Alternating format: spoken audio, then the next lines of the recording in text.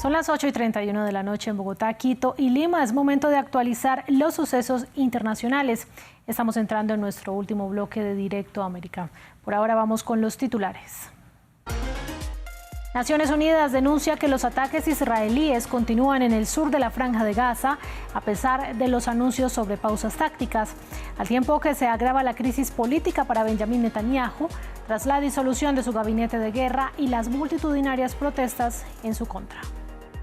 Inicia oficialmente en Francia la campaña electoral de cara a la primera ronda de los comicios legislativos del 30 de junio. Tras el cierre de inscripciones de candidaturas el domingo, los integrantes de las listas tendrán menos de 2 semanas para conquistar a los votantes. En Argentina continúan en prisión 16 de las cerca de 35 personas que fueron detenidas la semana pasada durante las protestas contra la ley Bases. El Centro de Estudios Legales y Sociales denuncia una criminalización desproporcional y presentó el caso ante la CIDH.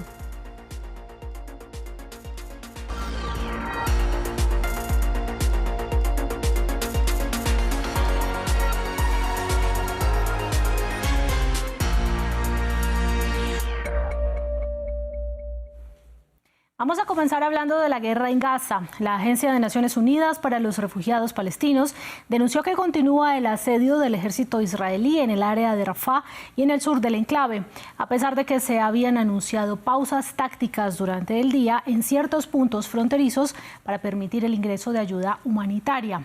Esto ocurre al tiempo que desde Tel Aviv, la oficina del primer ministro Benjamín Netanyahu anunció la disolución del gabinete de guerra, del que ya había salido Benny Gantz, una figura clave dentro de este órgano creado el 11 de octubre tras el ataque de Hamas. Previamente hablamos con Lorenzo Magliorelli, profesor de Relaciones Internacionales, a quien le preguntamos si este episodio podría seguir alimentando la crisis en el gobierno del mandatario.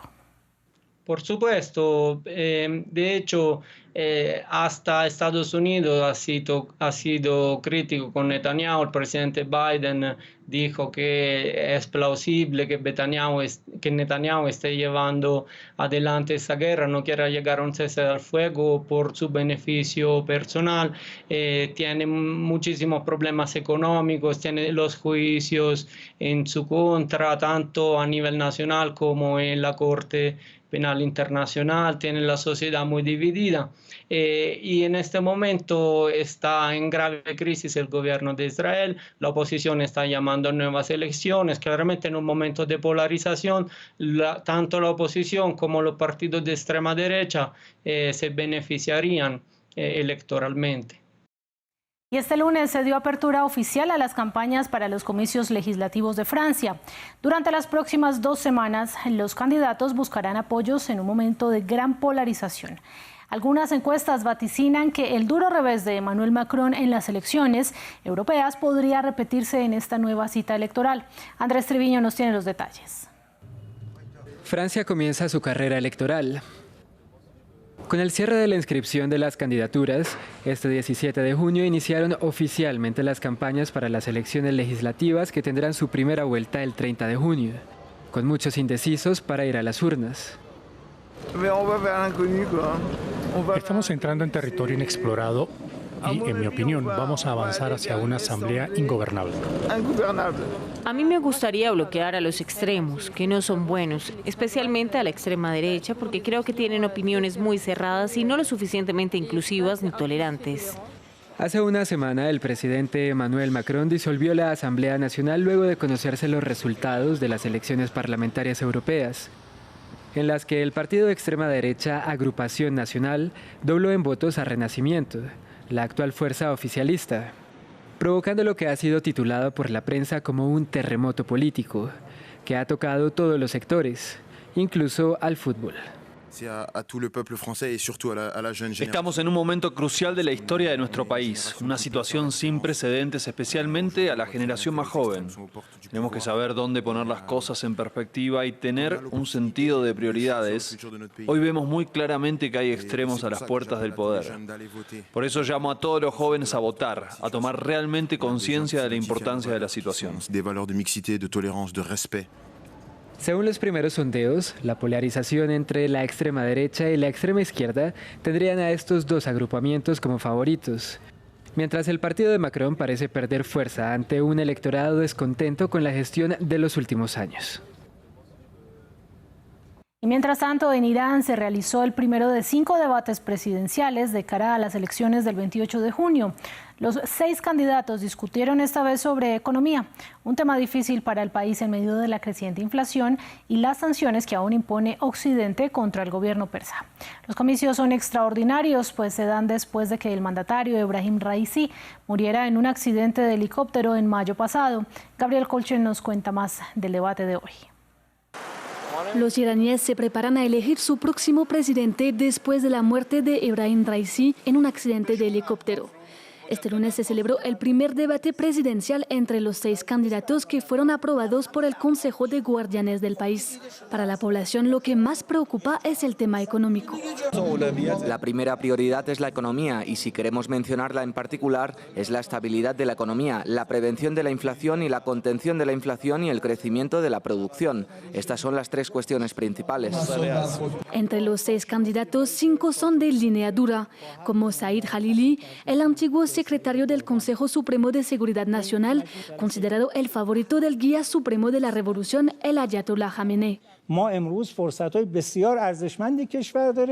Hoy en día el país tiene enormes oportunidades, pero el requisito para esa oportunidad global es un salto iraní. E Irán puede dar un salto y esperamos ver este crecimiento del 8% en los próximos 4 años como parte del plan quinquenal. La excepción es Masoud Pezeshkian, relativamente moderado, que apuesta por una mejor comunicación con los otros países. Es imposible que consigamos el crecimiento del 8% sin conexión y sin abrir nuestras fronteras con los gobiernos de la región y con el mundo. Los iraníes estarán llamados a elegir un nuevo presidente el 28 de junio. En el país, este no es el cargo más importante, pues ese lugar lo ocupa el guía supremo de la revolución, que es el jefe de Estado y de las Fuerzas Armadas. Y de Irán pasamos a Argentina, en donde todavía están en prisión por lo menos la mitad de las personas que fueron detenidas la semana pasada cuando el Senado aprobó la ley Bases o ley Omnibus. El conjunto de normas que propuso el presidente Javier Milei para llevar a cabo la mayor parte de las reformas que prometió en campaña. Durante el debate legislativo ese 12 de junio en las calles hubo choques con la policía y las autoridades capturaron a por lo menos 35 personas. Los procesaron por actos terroristas al intentar lo que el gobierno llama una nueva modalidad de golpe de Estado. Pero el Centro de Estudios Legales y Sociales sostiene que es una criminalización desproporcionada. Para hablar del tema conversamos previamente con Diego Morales, director del área de litigio y defensa legal de la Organización de Derechos Humanos, y le preguntamos qué elementos tiene el gobierno para sostener que se trata de sedición. Esto nos dijo. Bueno, esta es una buena pregunta que también nosotros hemos formulado en las distintas presentaciones que hicimos, tanto a nivel nacional como a nivel internacional. El fiscal federal tomó en cuenta lo que manifestó el Poder Ejecutivo Nacional y transmitió eso a la jueza Servini Cubría. Las personas detenidas se encuentran bajo la órbita de la justicia federal, pero el fiscal lo único que hizo fue recortar distintas notas periodísticas que retranscribieron lo que había hecho el gobierno, es decir, que acá hay un golpe de Estado y una sedición, pero no vinculó ningún hecho en concreto, no vinculó cada una de esas detenciones con este supuesto plan. Por supuesto, tampoco probó un plan, la existencia de un plan, ni elementos que den esta situación, ¿no? En realidad, lo que estamos señalando nosotros es que acá sí hay un proceso serio de criminalización de la protesta social, un efecto inhibidor que tiene la caracterización de esta manifestación como un golpe de Estado. Por supuesto, hemos tenido lamentablemente en la región situaciones de golpes de Estado o intentos de golpe de Estado, como lo vimos en el Plan Alto en Brasil, o como fue en 2019 la situación en Bolivia, o el intento de ocupar el Capitolio que todos recordamos, ¿no? Esos sí son golpes de Estado o intentos de golpe de Estado.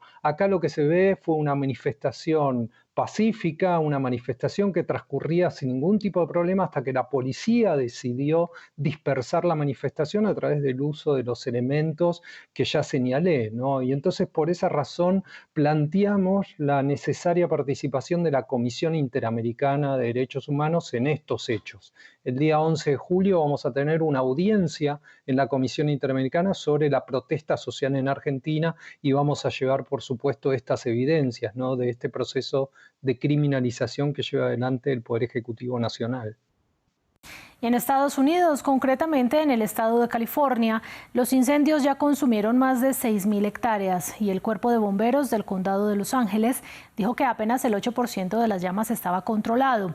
Los intensos vientos no permiten el trabajo normal para sofocar el fuego y el Servicio Meteorológico advirtió que los incendios podrían propagarse en otras zonas. Ramiro Cuevar Verena nos cuenta más. Los incendios siguen sumándose en California. Al noroeste de Los Ángeles, el fuego ocurrido en una zona forestal quemó más de 6.000 hectáreas solo este lunes. Luego de un fin de semana donde los bomberos no pudieron contener más que el 8% de las llamas. Las autoridades sostienen que los incendios no son una novedad en la zona. Hemos tenido muchos incendios en las últimas 4 semanas y las cuadrillas han hecho un trabajo increíble apagándolos rápidamente. Es por eso que no han oído hablar de ellos. 400 bomberos, 70 camiones y 2 excavadoras fueron desplegados por el Estado, aún lejos de solucionar el problema. La zona más sensible es donde está la comunidad de Gorman. Allí, los intensos vientos esparcen el fuego. Una tienda de neumáticos fue consumida por el incendio. Sin embargo, aún no se contempla la posibilidad de evacuar a residentes. Ninguna casa ha resultado dañada en este incendio todavía. Tuvimos algunas evacuaciones, pero fueron simplemente cierres de parques diurnos. Teníamos un grupo de personas disfrutando del parque con sus vehículos y cosas así, que tuvieron que irse. Técnicamente fueron evacuados del área, pero aún no se ha evacuado ninguna casa. Según la página oficial de Coal Fire, actualmente hay más de 1.700 incendios forestales activos, mientras que el Servicio Meteorológico Nacional dijo que los vientos podrían propagar los focos hacia zonas como Valle del Antílope, el Condado de Santa Bárbara y el Valle de Sacramento. Y mientras tanto, en Grecia, el cuerpo sin vida de un turista estadounidense fue encontrado en las playas de la isla Matraki. Es el 5º caso de su tipo en lo que va del mes en el país por causas que las autoridades atribuyen a las altas temperaturas, con el termómetro marcando hasta 40 grados Celsius en algunas zonas. Los cuerpos de 4 extranjeros habían sido recuperados en diferentes regiones en las últimas semanas, mientras equipos de rescate buscan a otros 3 desaparecidos y llaman la atención sobre la exposición al calor. De esta manera llegamos al final de Directo América edición nocturna, pero yo los invito a que se queden con nosotros, que ya viene la entrevista.